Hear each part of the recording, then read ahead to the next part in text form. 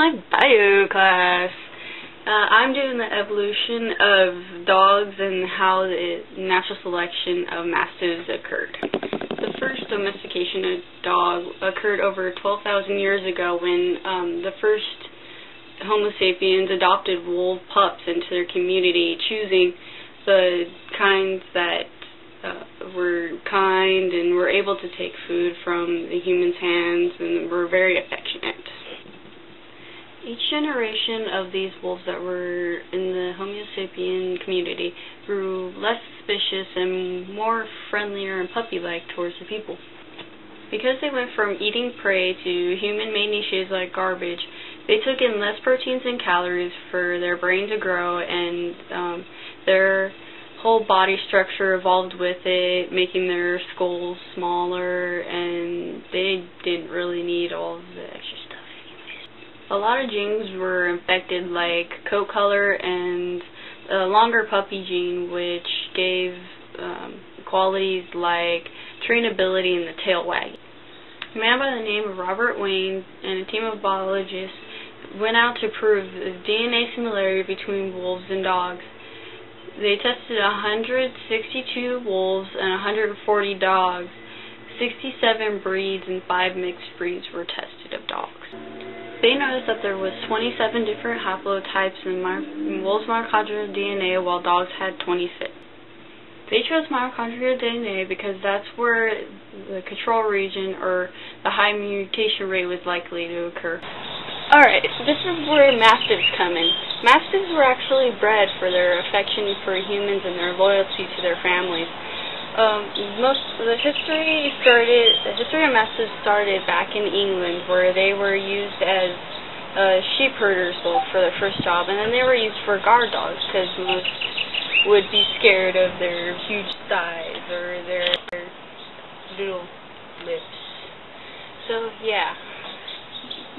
The Sicilian traders were actually believed to introduce the mastiffs to England in their folklore. Mastiff's name is actually pretty perfect for them. It means massive or mountain-like.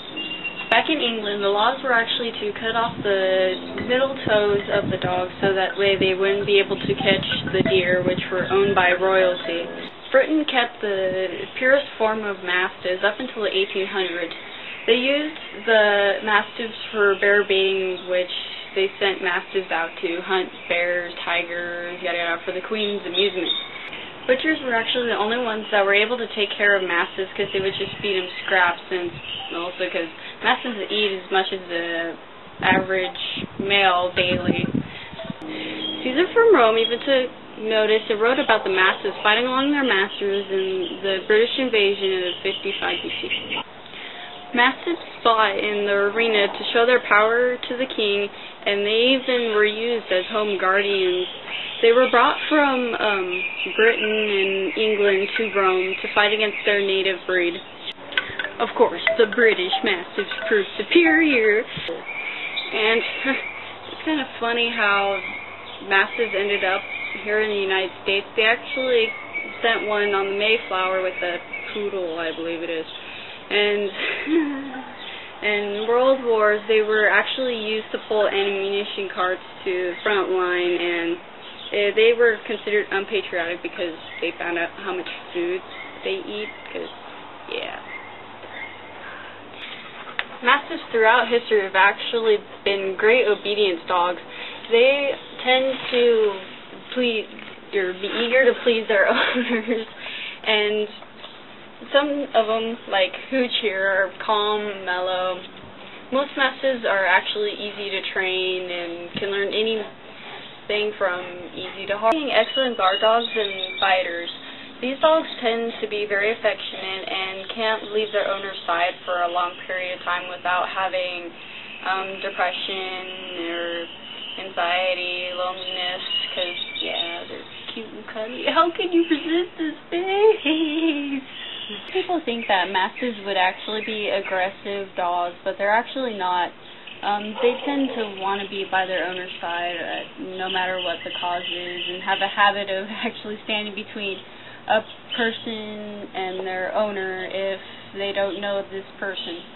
These dogs will live up to 12 years if they're healthy and exercise well. They can keep up to a normal human by the age of 2, because when they're a puppy, they're just like full-blown lazy. These dogs, because of the size of their lips, they're like the most slobbery types of dogs out there, depending on what type of mastiff they are. Male mastiffs can get up to between 160 pounds and 230, and males or females are right below that. These types of dogs, also because of their size, they tend to get coronary heart disease, and yes, these poor guys get flies all over them. Well, that concludes my movie, peeps. Now I'm going to go play with Hoochie.